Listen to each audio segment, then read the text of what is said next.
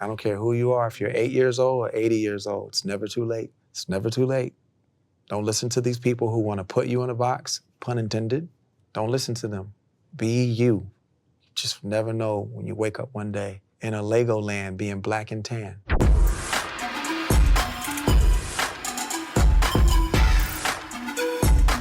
Go ahead on the set. You ready for an epic conversation? Oh yeah. How about you? Always. I read that when the idea for a biopic first kind of was floated to you, you were hesitant. Why was that? I wasn't hesitant, I said no. I was reluctant is the word. Because I didn't want to listen to myself. I call it voicemail syndrome when you hear yourself on a voicemail. You know, I'm a producer, right? So I'm very critical of the way people sound. But then the idea of working with Morgan and watching him, I would have never done this with anyone else on this planet. There's about almost 7 billion people on the planet. No chance. It was only you. The way that he architects his work, the way that his subjects are depicted, I was like, okay, I would work with him, but I definitely wanted to be in Lego. It was my toy of choice. You know, was my parents used to get them for me all the time. And I didn't really build a lot of great things that were on the front cover of the boxes, but I built my own little abstract ideas.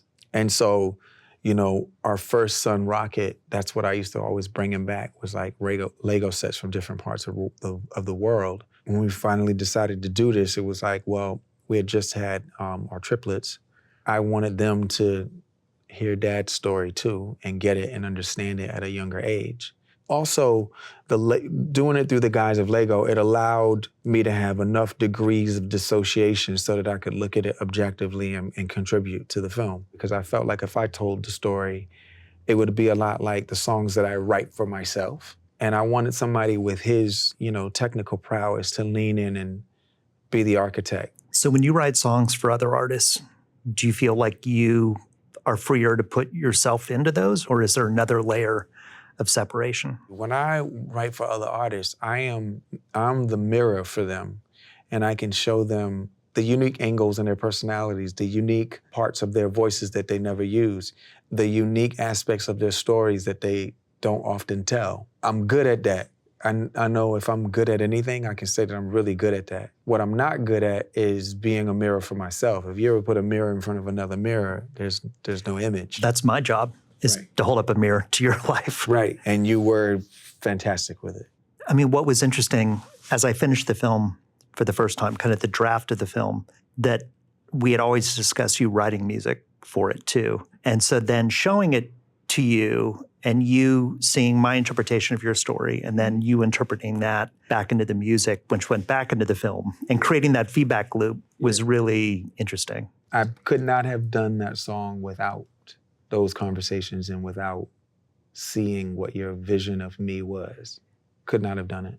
All musicians, for whatever reason, they make autobiographical music. They're telling you stories of breakups and makeups and meetings and marriages and hot nights and single nights.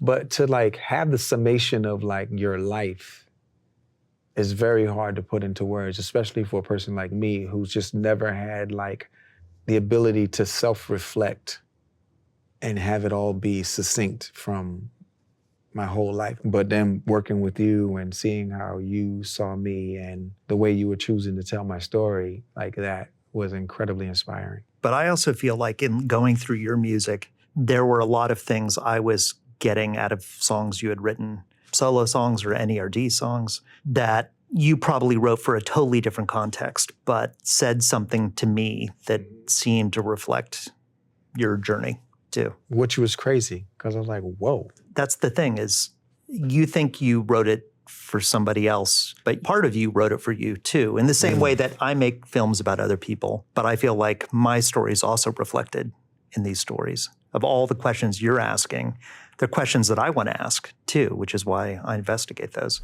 It was mesmerizing to me I would see beautiful hues of light cascading. We definitely had a lot of conversations about representing synesthesia. Howard Baker, our animation director we work with and the studio, we had a lot of talks about beats, and he came up with a bunch of ideas. And then I know we showed you a lot of the beats to represent each beat in the film because you do have this idea in your head. So a lot of times we got notes back on color or shape for what a beat would look like in your head. And we tried to interpret that into Lego and then put it back out there. Which is crazy. What I see in my mind when I hear music, none of you can see.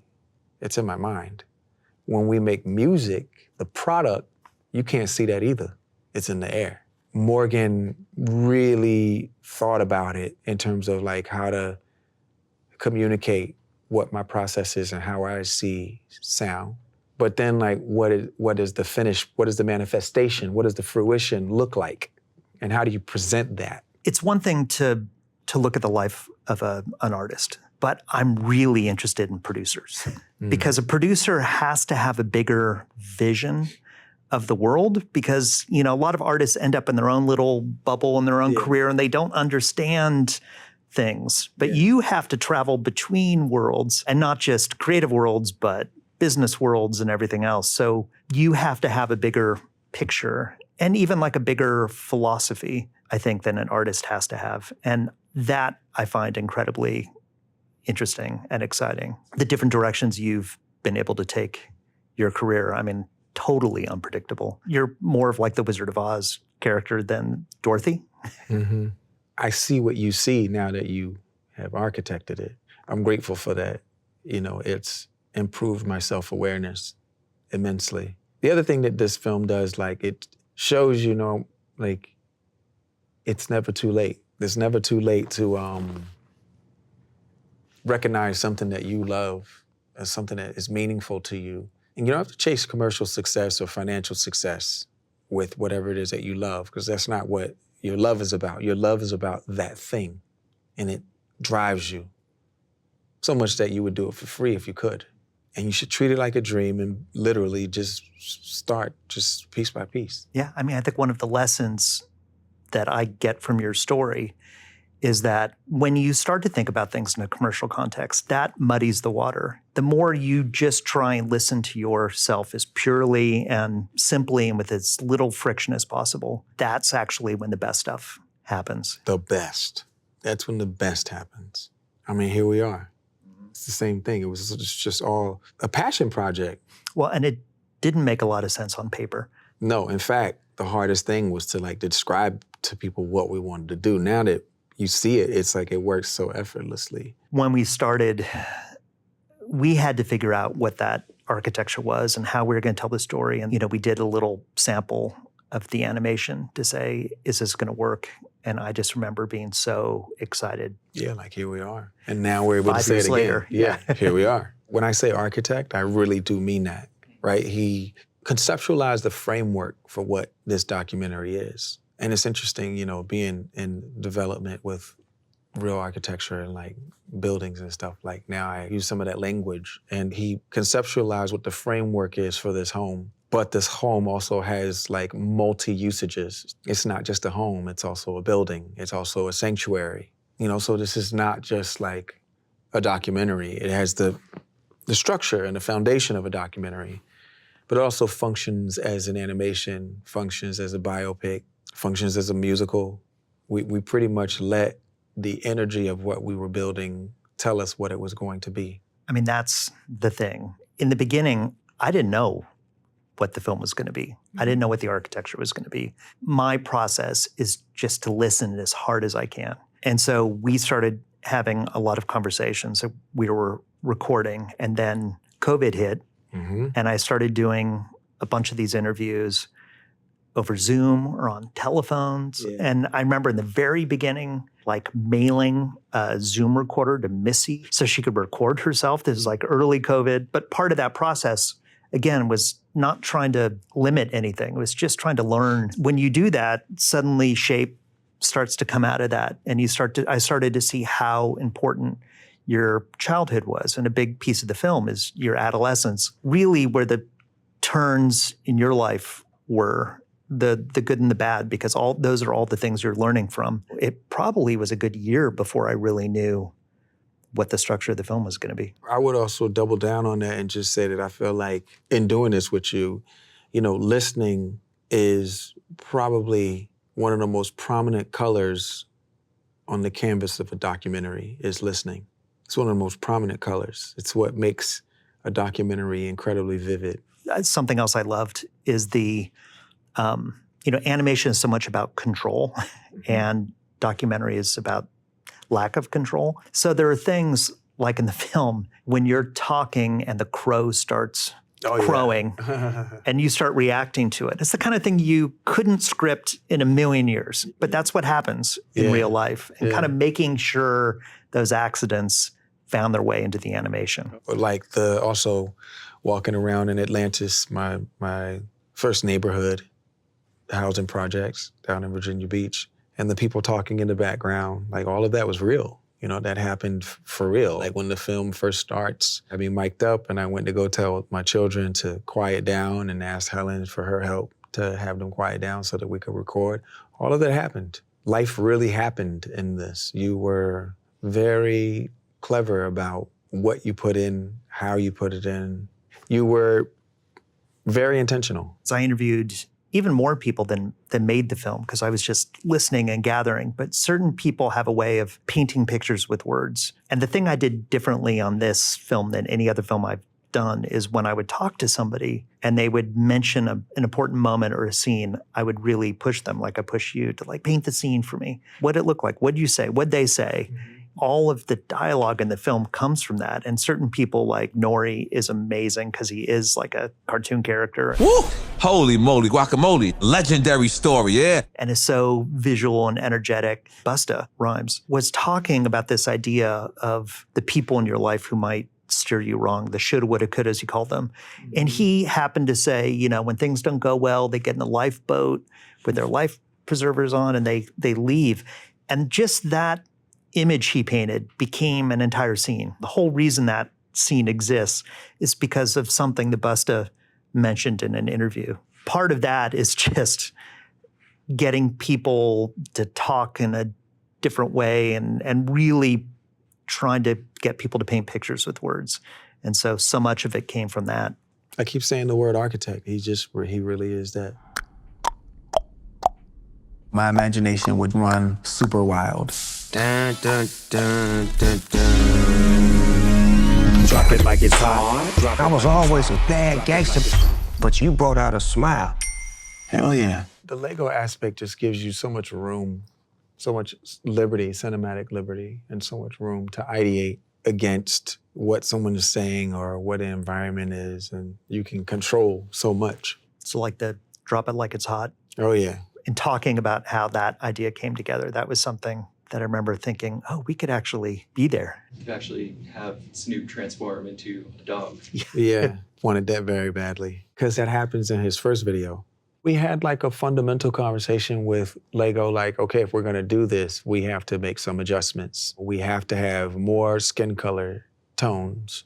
We have to have different hair textures. It was important for them to understand that there are a lot of hands, and those hands look very different, that are assembling these Lego pieces around the world. And the smartest thing that they could do is democratize and welcome people by meeting them at the intersection of where they are. And they got it. They knew this was a journey they should go on. Yeah. I think they were aware of the limitations with what they had been doing. The conversations we had about hair, dreadlocks was a big thing. Yeah, and braids. And about how, this is another thing about Lego animation is that anything in the movie has to be buildable. Mm-hmm.